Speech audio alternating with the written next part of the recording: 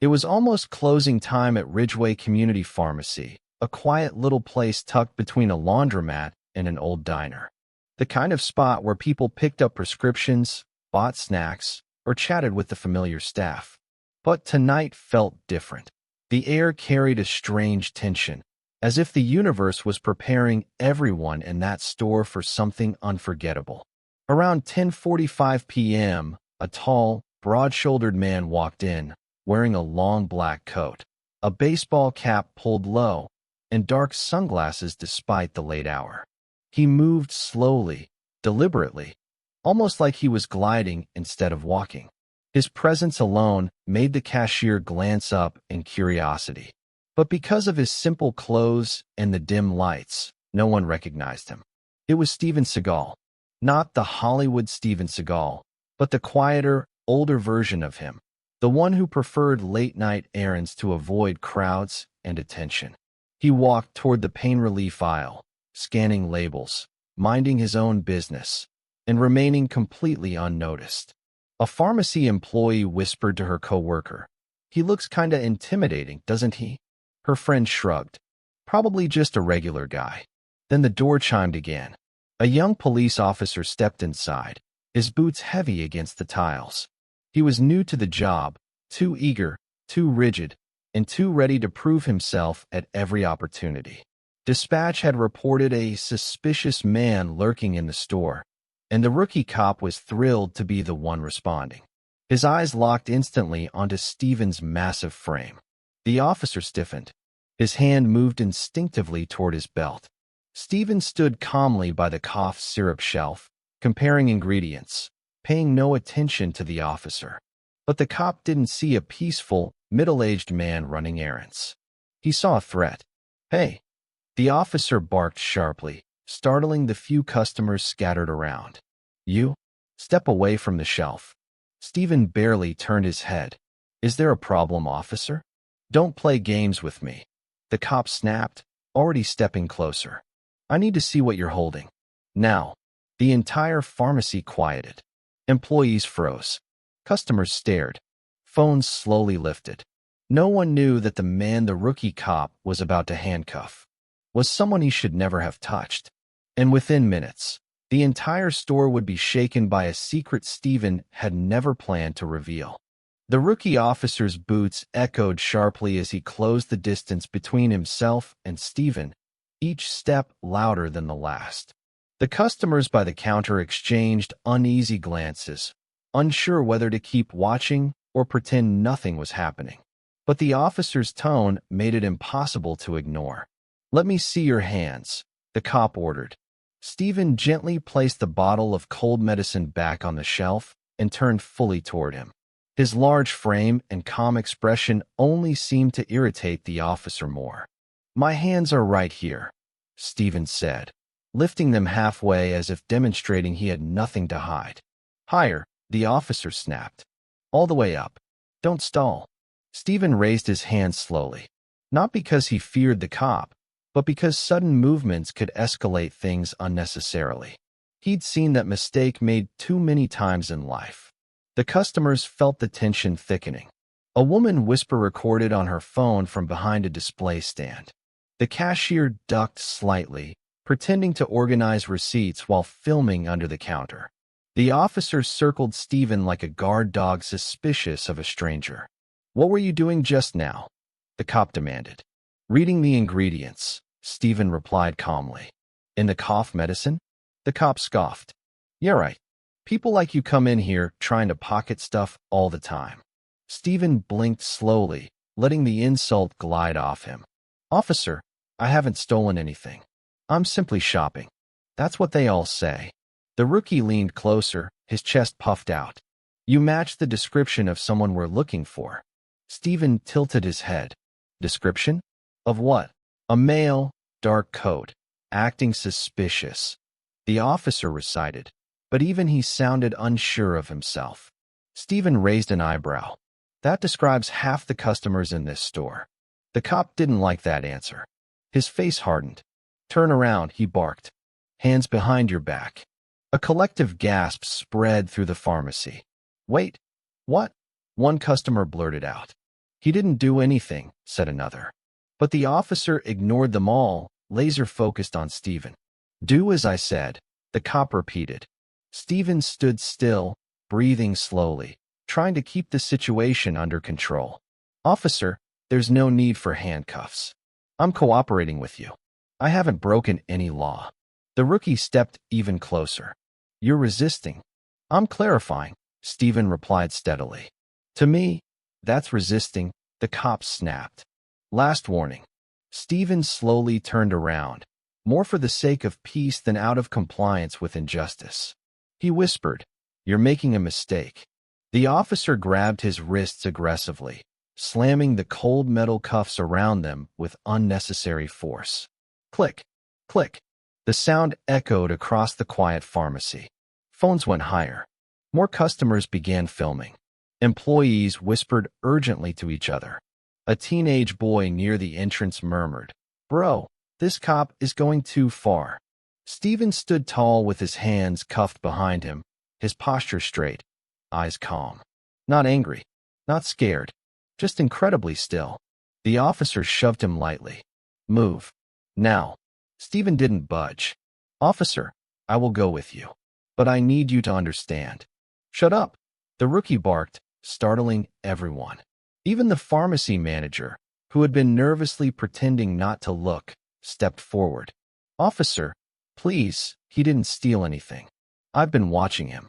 The cop sneered. Stay behind your counter unless you want to get charged for interfering. The manager retreated, shaking. Then the rookie cop pulled out his radio and spoke loudly, theatrically, as if performing for an invisible crowd. Dispatch, I have one male detained. Possible shoplifting. Possible resisting. The crowd erupted in confused whispers. Shoplifting what? He didn't take anything. Is this cop serious? Steven exhaled quietly. Officer, he said softly, if you check my wallet, you'll understand exactly why this situation is unnecessary. Oh, so now you want to cooperate, the rookie snapped. Wallet stays where it is. You won't look at my ID? Steven asked. I'll look at it when you're inside the patrol car, the cop said.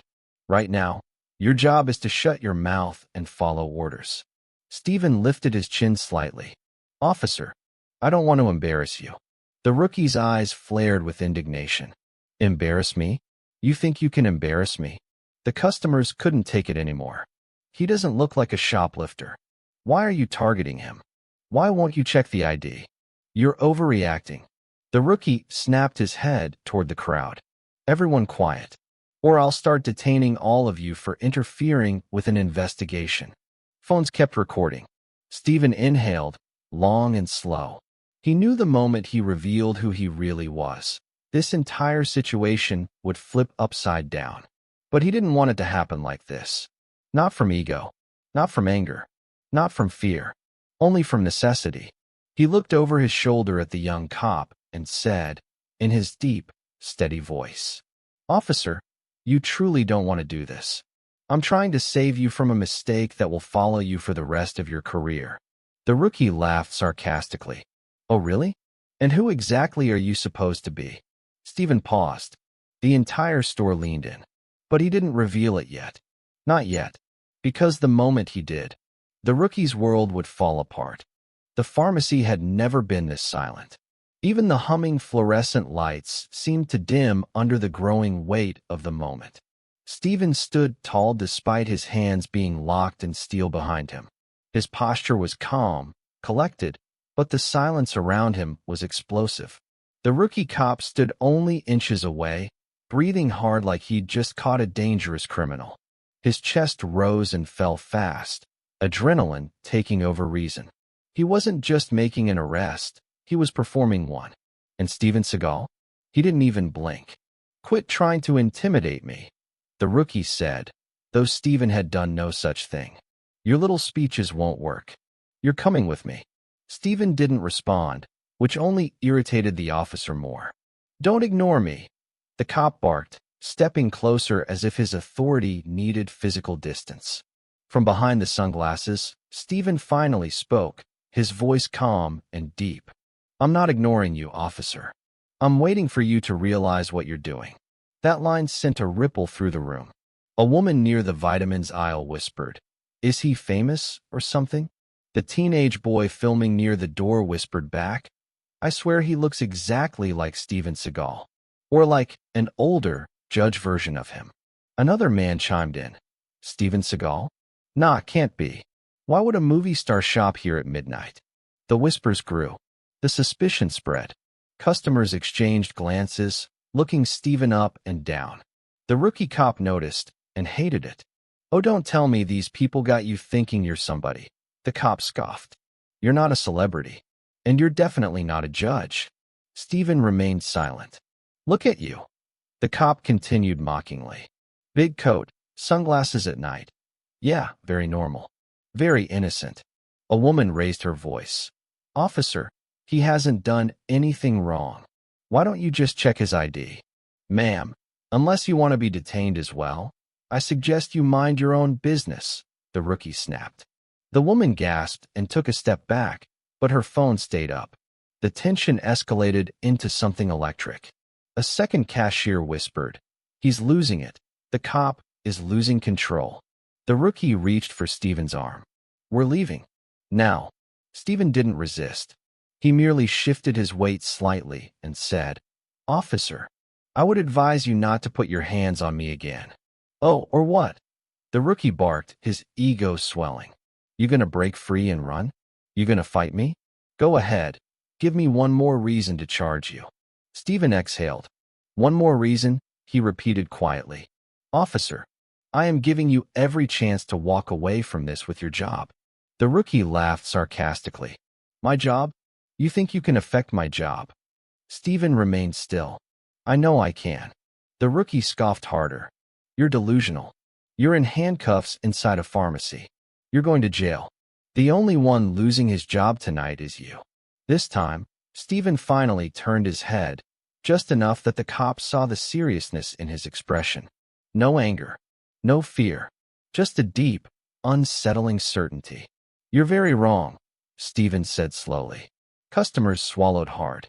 Someone whispered, "Oh my God." The rookie, feeling strangely threatened by Steven's composure, stepped closer again, face inches away. "You trying to scare me?" he hissed. "No," Steven replied. "I'm trying to warn you." "Warn me? About what?" the rookie snapped. Steven paused. All eyes in the store were glued to him. Phones were raised at every angle. Steven began to speak. "Officer, I didn't want to reveal this publicly. Not like this. Not when you're emotional. Not when you're making mistakes." "Mistakes?" The rookie cut him off. "The only mistake here is you resisting orders." Steven ignored the interruption. "But what you're doing right now is a federal offense." Those words hit like a thunderclap. The rookie blinked rapidly. Excuse me?" Steven continued, voice level, unshakable. "Detaining a federal judge without cause is a violation that will not only cost you your badge, but may result in criminal charges." The rookie burst out laughing. "A federal judge? You?" He doubled over mockingly. "Right, and I'm the president."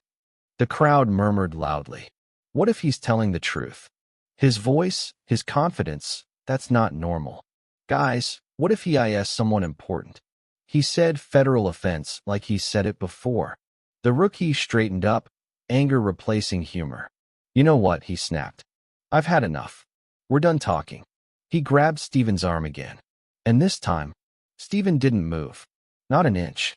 It wasn't resistance. It was simply the physical reality that the officer's strength meant nothing against Steven's grounded, calm stillness.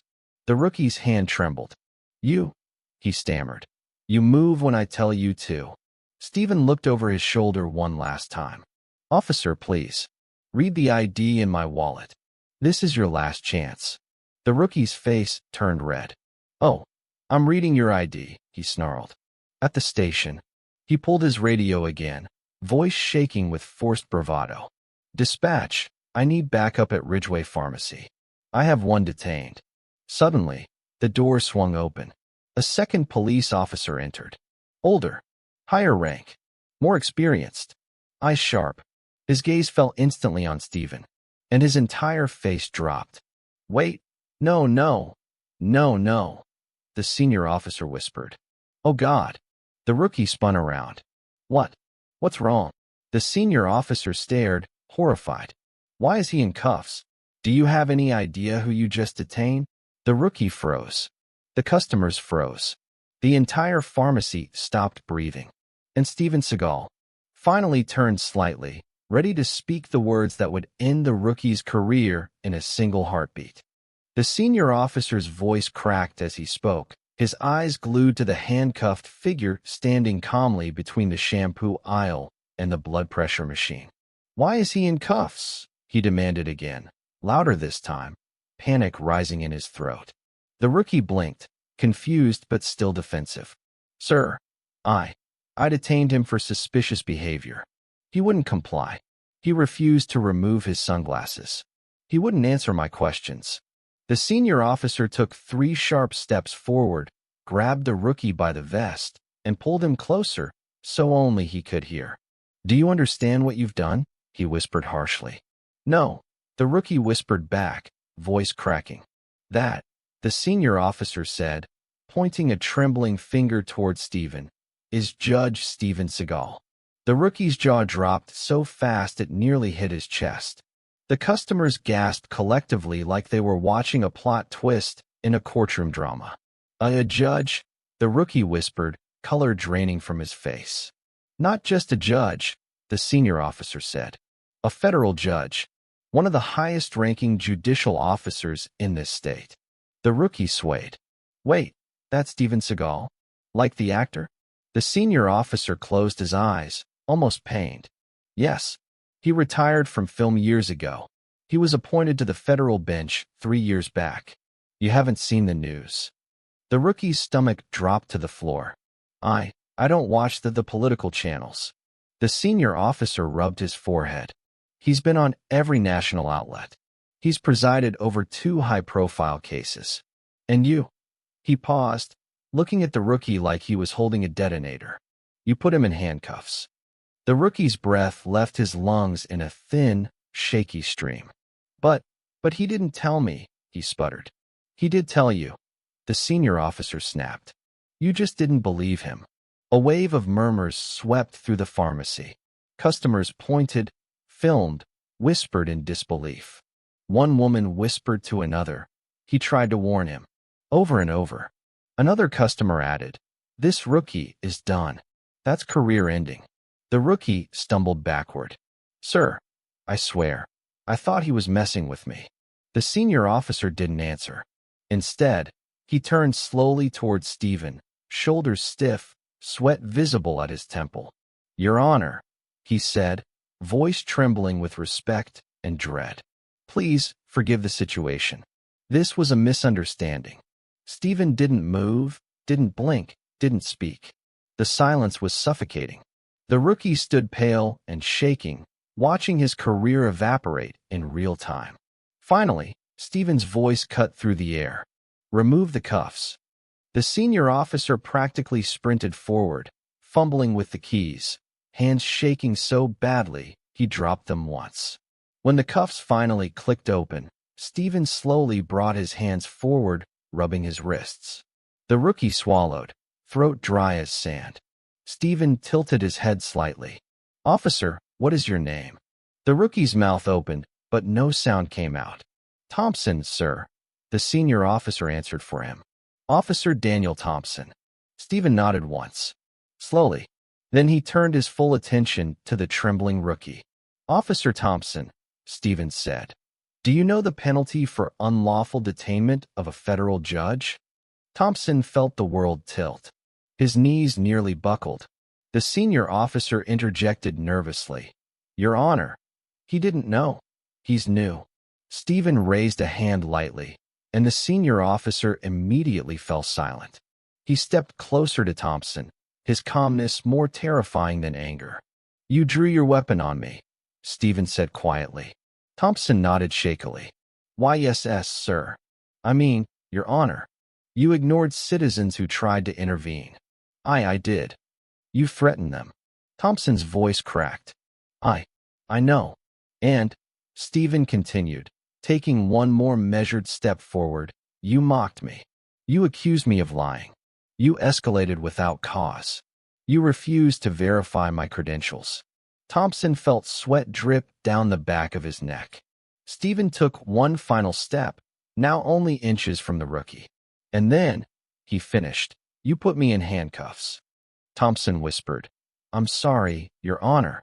Steven studied him in silence. The whole store was holding its breath.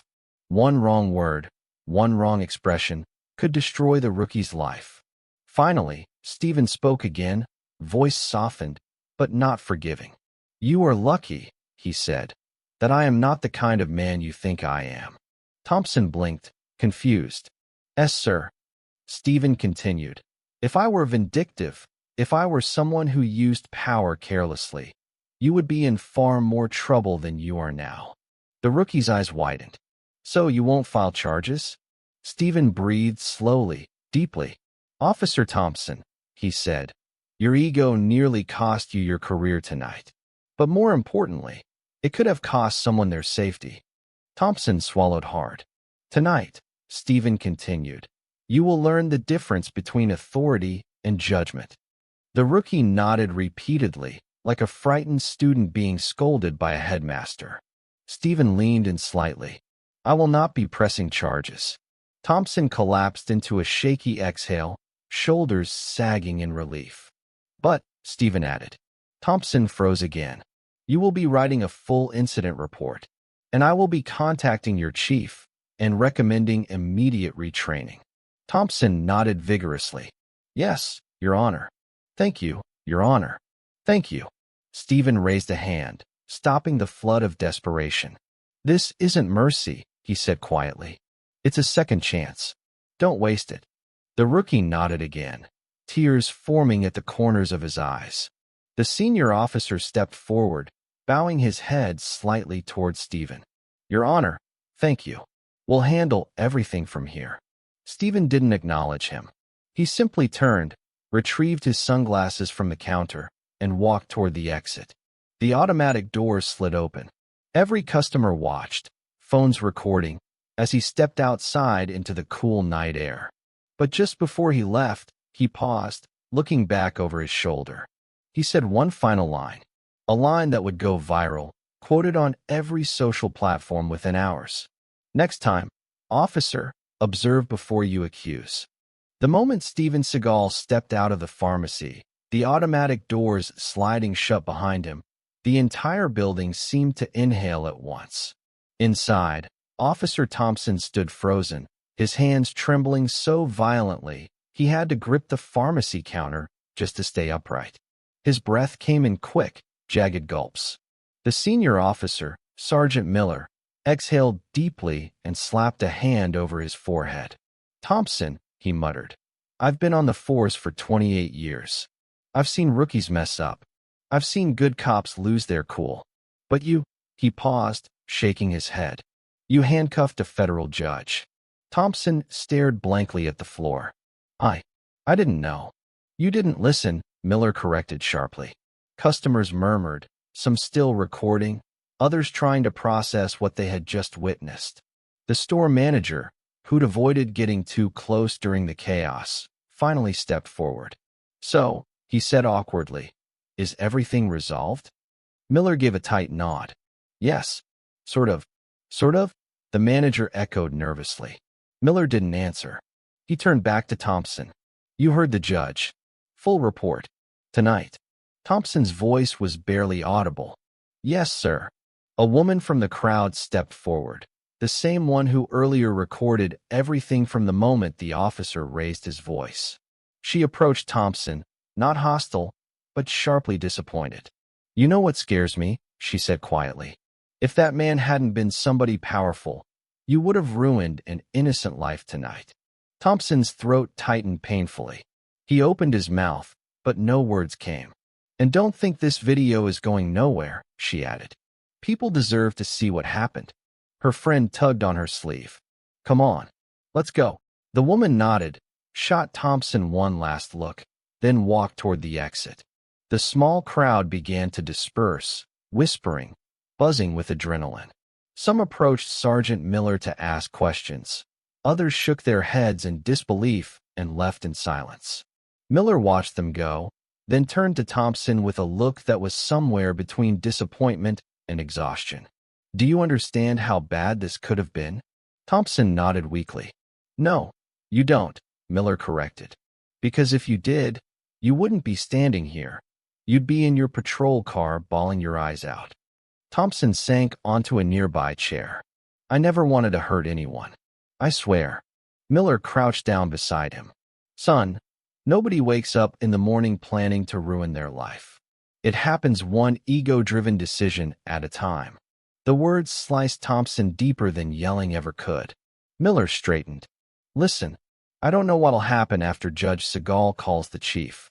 Retraining is likely. Suspension is possible. But termination," he exhaled heavily.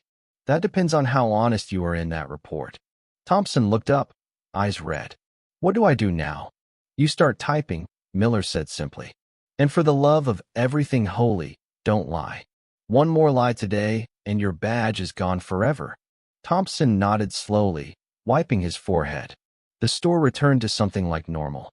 The employees resumed stacking shelves, though their hands were unsteady. A few customers lingered near the entrance, hoping the judge might reappear. But outside, a different kind of silence filled the night. Steven Seagal stood near his car, staring into the distance, breathing in the cool air like he was trying to wash the entire encounter off his spirit. He didn't look angry. He didn't look rattled. He looked disappointed. A security camera from a nearby convenience store captured the moment. He stood there for nearly a full minute, completely still, as if reflecting on the bigger problem. Not the rookie, not the mistake, but the system that trained him to react first and think later. Steven slid into his car slowly, still rubbing the faint red marks on his wrists. He had endured far worse in life, but something about this incident weighed heavier than usual. Maybe because he saw himself in the rookie, younger, harsher, less patient. Maybe because he knew fear masquerades as aggression. Or maybe because he recognized just how close the line of justice truly is. He turned the key. The engine hummed. But before driving off, Steven looked back through the pharmacy window at Thompson, sitting collapsed in a chair, face in his hands. A man who almost made the biggest mistake of his career. A man who'd never forget this night.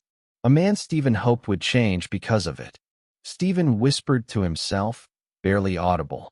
"One day, kid, you'll understand." He drove away into the darkness. Back inside, Miller clapped his hands loudly, snapping the room to attention. "All right," he said. "Everyone, let's clear out. Thompson, you've got a report to write. No excuses." Thompson nodded, standing shakily. As Miller headed out, he paused, staring out into the night where Steven's car had disappeared. He shook his head in disbelief. "You really don't see someone like that every day?" he murmured. One of the employees asked timidly, "Sir, what's he really like?" "As a judge," Miller sighed. "Fair, patient, smarter than most who ever wear a badge." He placed a hand on the door. "And tonight?" the employee asked. Miller glanced back at Thompson. "Tonight," he said. He showed more restraint than half this department. He stepped outside, letting the door close behind him. The night was quiet again. But the story? The story was just beginning to explode across the internet. Steven Seagal drove home in silence, the streetlights flashing across his windshield like quick bursts of memory. Normally, after a long day, he'd turn on the radio or let a podcast fill the quiet. But not tonight. Tonight, the quiet felt deserved. As he pulled into his driveway, he glanced at his wrists again, faint red bands where the cuffs had dug in. Not painful, not even bothersome, but symbolic. A reminder that justice could be fragile and authority even more dangerous when combined with fear.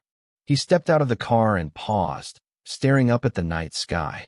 The air felt heavy, like the universe itself was sifting through the events of the evening, trying to understand how everything had spiraled so quickly. He sighed deeply, then walked toward his front door. But Steven didn't know that inside the pharmacy, The real storm was only just beginning.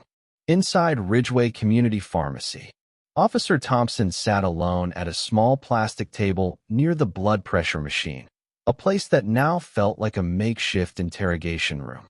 His laptop was open, the blank report form staring at him like a punishment. His hands hovered over the keyboard, but he couldn't type. Words wouldn't come. His mind was fried. His chest felt tight. Every time he tried to start the report, the scene replayed. Him raising his voice. Him drawing his weapon. Him putting the cuffs on a federal judge. And the worst part? Him ignoring a man who calmly said, again and again, "I am a federal judge." Thompson slammed the laptop shut and buried his face in his hands. This wasn't just a mistake. It wasn't a misunderstanding. It was a failure, a deep, gut-level failure that he knew would haunt him for years. Sergeant Miller had stepped outside earlier to call the chief. Even from inside, Thompson had heard the muffled shouting through the glass. Something about, "How did this happen?" Something about, "This better not be on the news." But it was on the news. It was already spreading like wildfire. The first upload. A teenage girl who had filmed nearly the entire incident walked outside with her friend.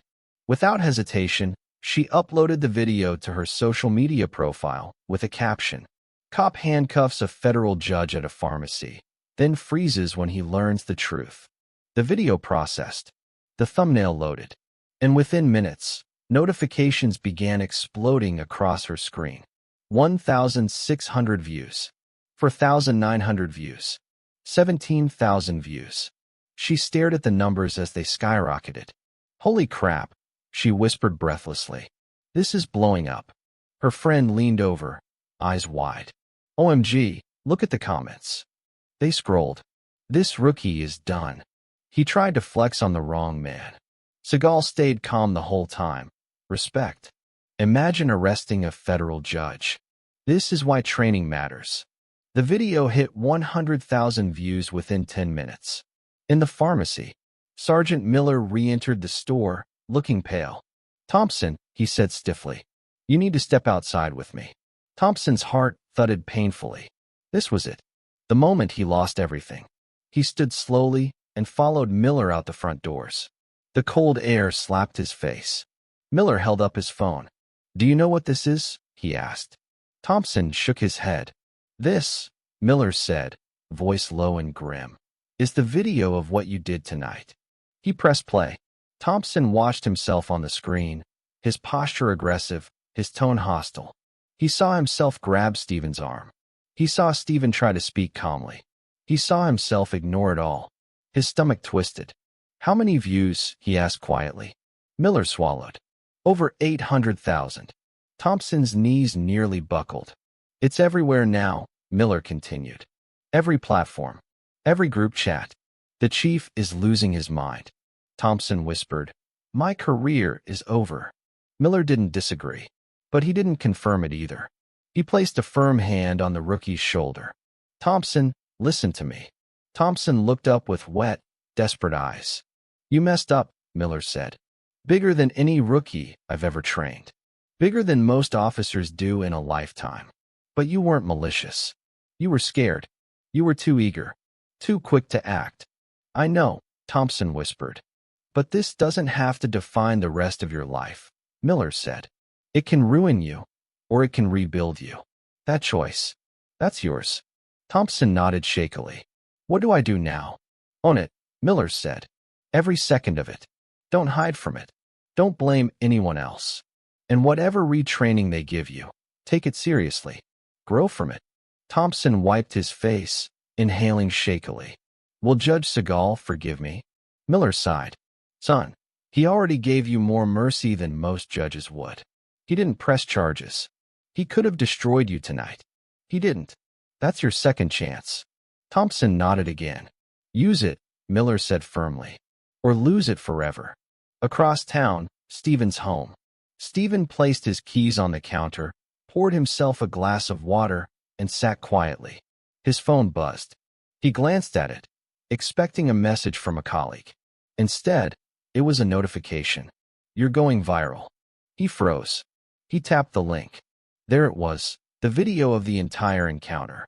His face, his voice, his hands in cuffs, the officers, the crowd, all of it.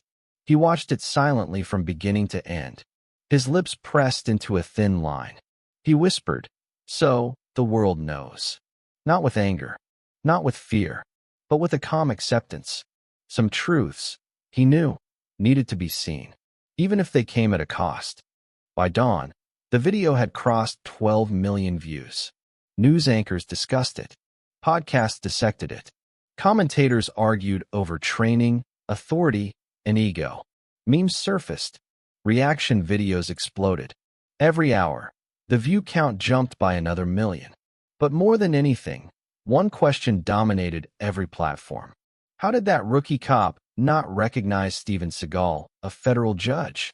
Inside his quiet home, Steven sat at the dining table, sipping tea as his phone buzzed nonstop. Colleagues, senators, lawyers, even former Hollywood co-stars sent messages of concern. "You okay? Do you want the officer suspended? This will blow over, but let me know if you want support. Judge Seagal, this could change policing for the better." Steven didn't reply to most. He wasn't interested in revenge or attention. What mattered to him was the lesson behind the incident, and whether people would actually learn from it. He opened the video again. He watched himself remain calm while others panicked. He watched Officer Thompson escalate from insecurity, not malice. He watched a store full of strangers stand, record, whisper, and stare. And he whispered quietly, maybe this needed to happen. Meanwhile, at the police station, Chief Rourke stood behind his desk, face red from shouting, eyes bloodshot from lack of sleep. "Thompson," he said, pointing at the rookie so sharply it made the air vibrate. "Do you realize the political nightmare you've created?" Thompson bowed his head. "Yes, sir." "Do you realize the public relations disaster? The international embarrassment? The fact that the DOJ has already called me twice before sunrise?" Thompson nodded weakly. "Yes, sir." "You handcuffed a federal judge," the chief said again, slower this time, as if Thompson had forgotten. I know, sir." Rourke paced, rubbing his forehead. "He should have destroyed you. He should have demanded your badge on the spot. But instead," the chief stopped pacing. He looked directly at Thompson. "He gave you a second chance." Thompson swallowed hard, unable to speak. "You'll be placed on administrative leave," Rourke said. "Then mandatory retraining, psychological evaluation, and probationary supervision for 6 months. Thompson nodded, tears threatening again. "Thank you, sir. I won't waste the chance." Rourke sighed deeply, as if releasing years of frustration. "Good. Because if you mess up again, just once, you won't need to turn in your badge." He leaned in close. "You won't have one." Back at Steven's home, around noon, Steven received a call from an unknown number. He answered. "Your Honor," a shaky voice asked. It was Officer Thompson. Steven closed his eyes briefly, then said, "Yes. I'm listening." Thompson inhaled shakily. "I just wanted to apologize again. Not for the cameras. Not for the news. For you. For my behavior. For judging you before I understood anything. I'm not calling to beg for help. I'm calling to thank you for not ending my career." The sincerity hit Steven harder than he expected. He spoke calmly. "Officer Thompson, fear and ego are a dangerous combination. What you did was wrong. Very wrong. But you've acknowledged it. And that matters." Thompson swallowed. "I'll do better. I promise." Steven replied firmly. "Make sure that promise isn't to me. Make it to the people you serve." There was silence. Then Thompson whispered, "I will, sir." "Thank you." Steven ended the call, setting the phone down gently. Outside his window, the world continued. Cars moving, dogs barking, kids biking. Life didn't pause, not even for viral moments. And Steven realized something important. The incident wasn't about humiliation. It wasn't about power. It was about awakening, for a rookie, for bystanders, for millions who watched. The final message. That evening, Steven wrote a short public statement, the only one he would give about the incident. It read, No one should be judged by appearance. No one should be targeted by fear. Authority is responsibility, not dominance. I hope we learn from this moment. Not to shame, but to grow. Justice is not a badge, a bench, or a title. Justice is behavior. Within an hour, the statement had 5 million likes. Comments poured in. Respect. This man handled it better than anyone else would. Authority needs humility. And across the world, people typed one word. Respect.